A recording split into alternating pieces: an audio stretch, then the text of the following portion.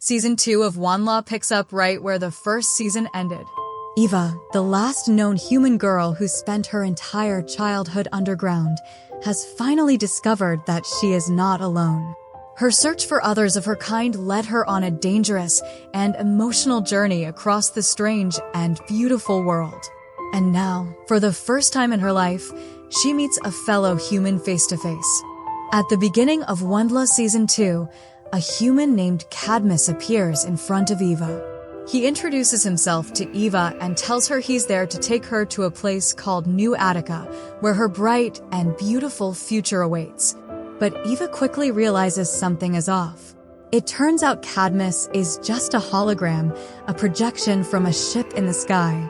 Then, another figure steps out of the ship, this time, an actual human boy. Eva is hesitant.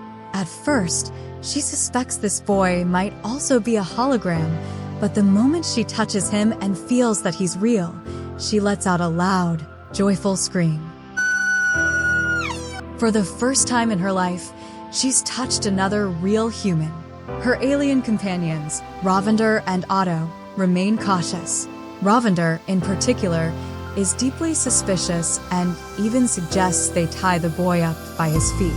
The boy is visibly confused that Eva can speak the alien language, and she quickly calms the situation by introducing him as Haley, a friend. Then, an elderly man exits the ship and is visibly shocked that Eva has managed to survive in the wild for so long. He introduces himself as Vonpa. Eva runs up and hugs him without hesitation. He's the second real human she's ever seen, and she's overwhelmed.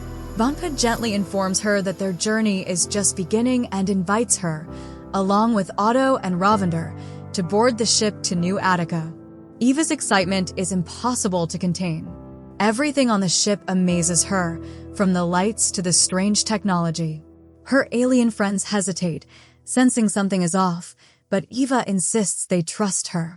The ship crosses a mountain range, and soon, the magnificent city of New Attica appears in the distance. The group is dropped off, but Haley and Vonpa don't stay. They have other matters to attend to. Eva is in complete awe. She's never seen anything like this, a stunning, vibrant city filled with humans. A floating gondola arrives to take her into the heart of the city, but to her dismay, her friends refuse to come. Ravender and Otto explain that Eva is alone on this path now. She belongs here, among her people. They are not part of this world. Heartbroken, Eva hugs them tightly, fighting back tears, and boards the gondola.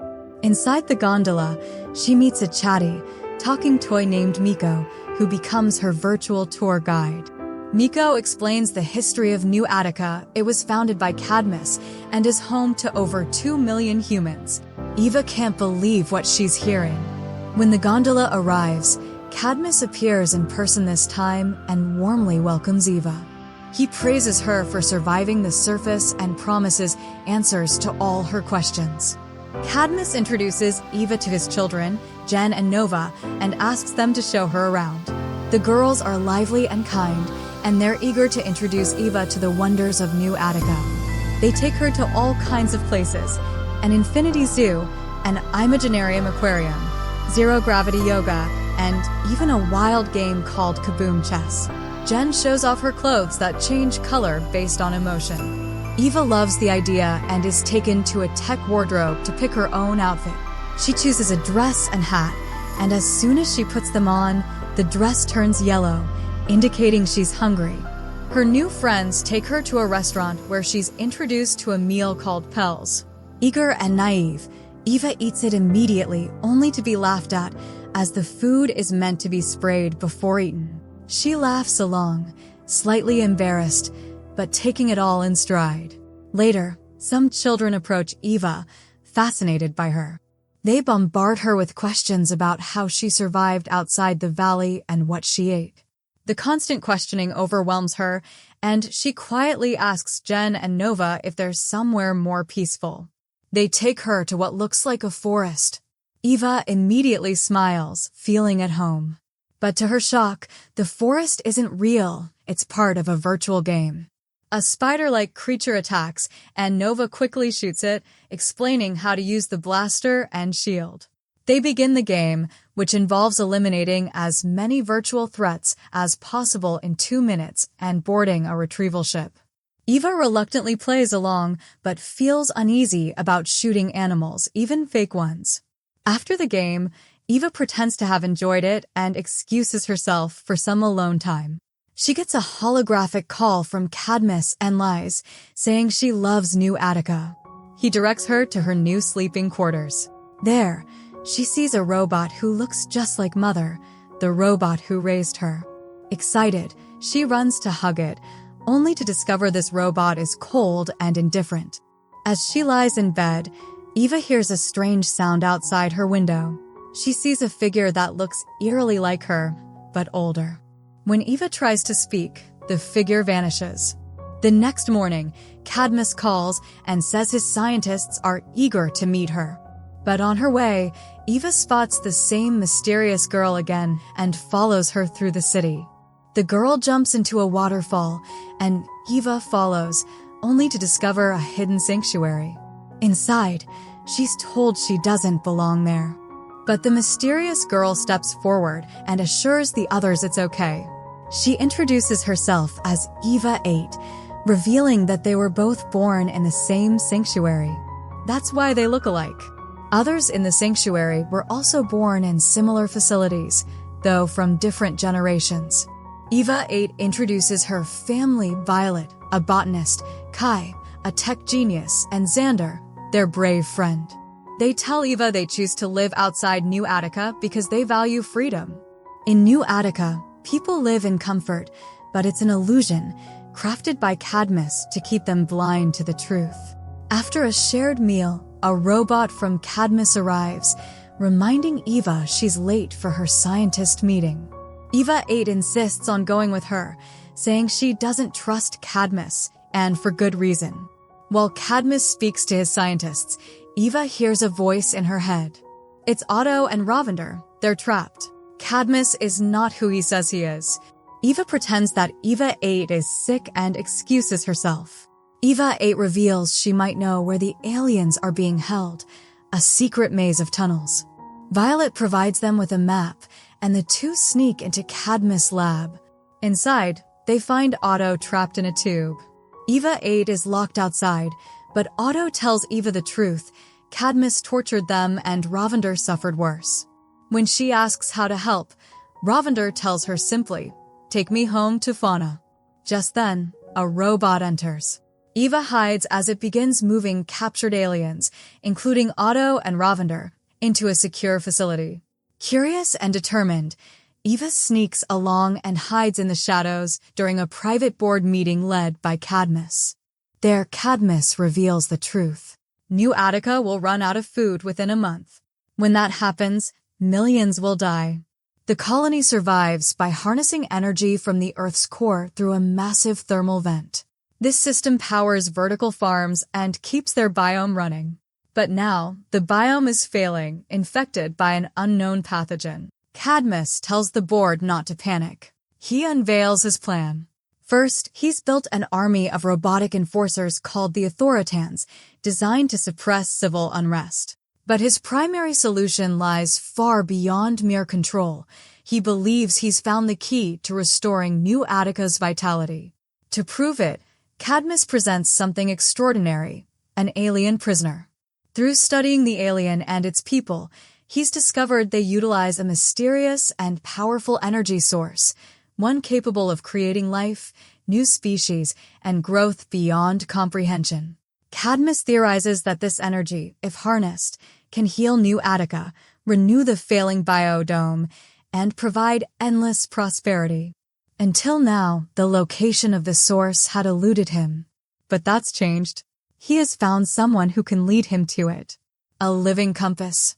A human with the ability to communicate telepathically with the alien life force.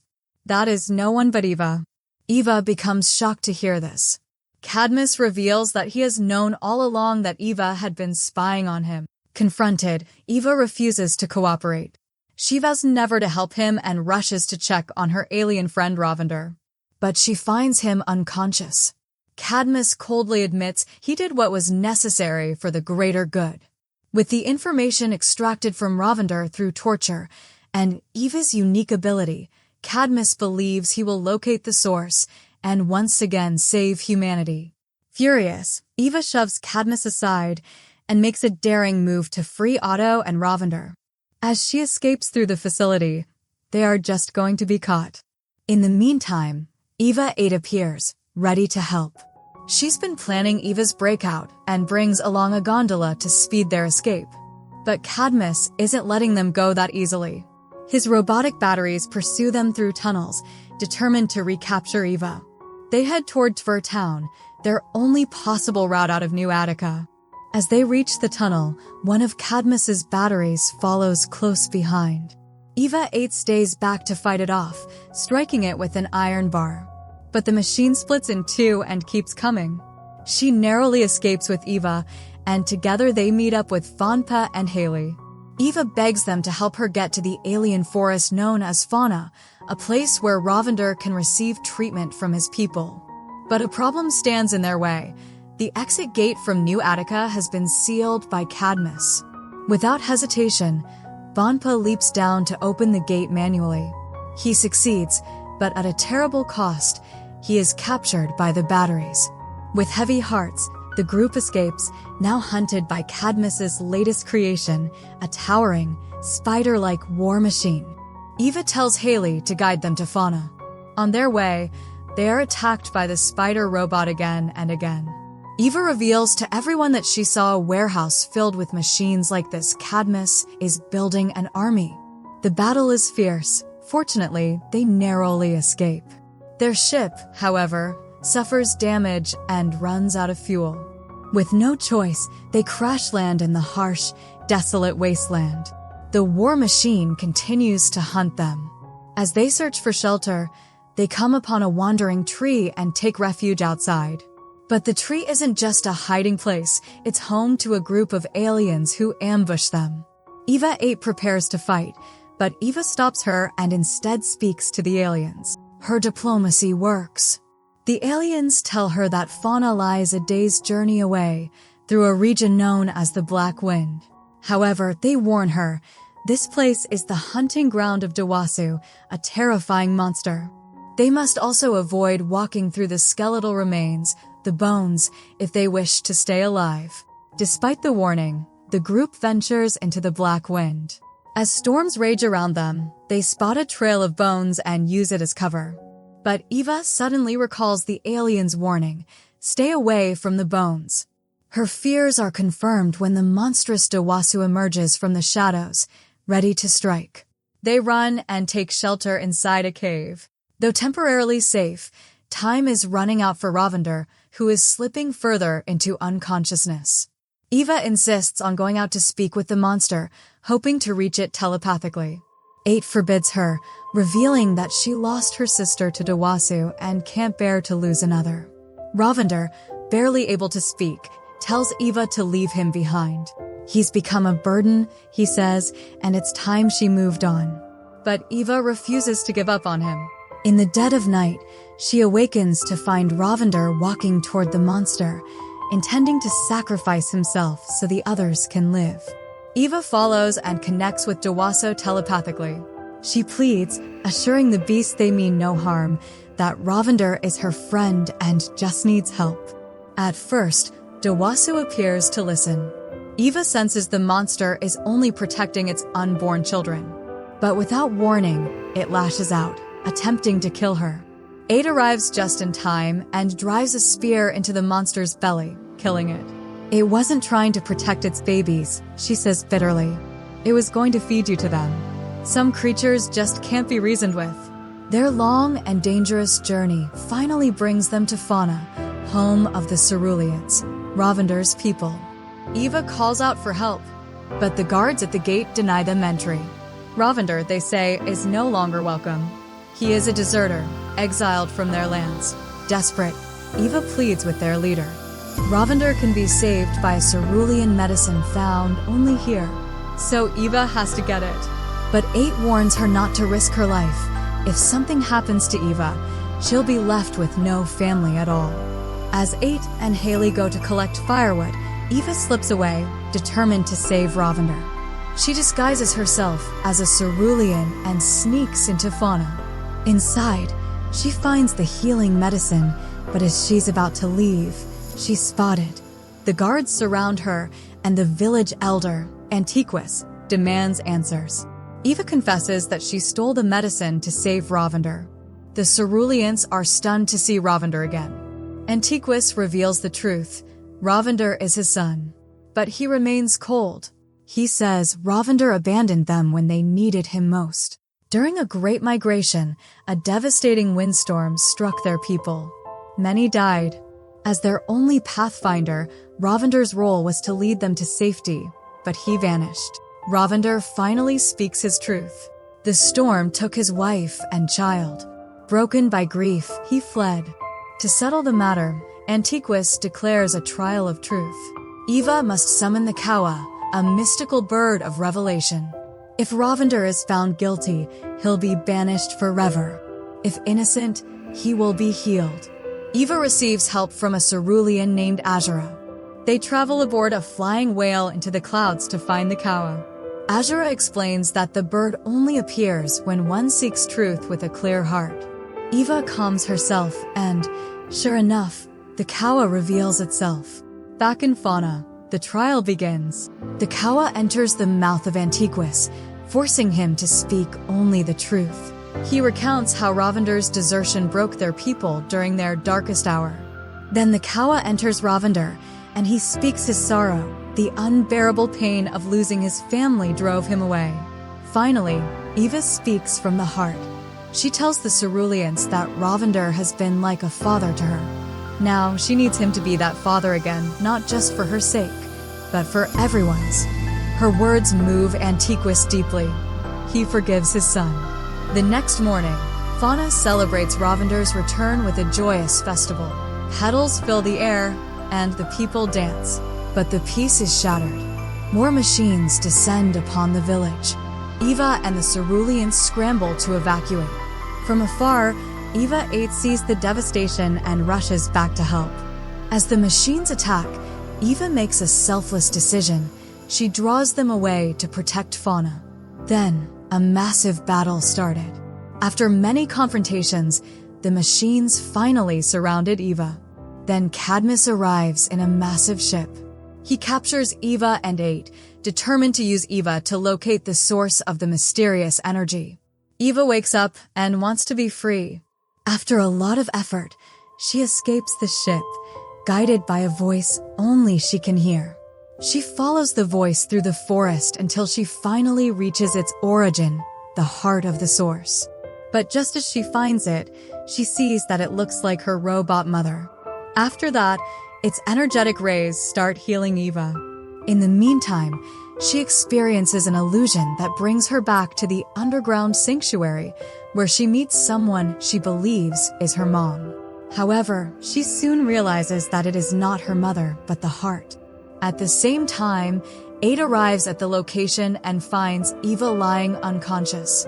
Unsure of what to do, 8 begins to break the heart, and the sound of her actions reaches Eva. After much effort, 8 successfully snatches the energetic heart from its place, causing discomfort to Eva. As a result, energetic rays start to consume Eva's body, ultimately leading to her death. Heartbroken by this, 8 attempts to destroy the heart of the planet. Just then, Cadmus arrives and takes her along with the heart.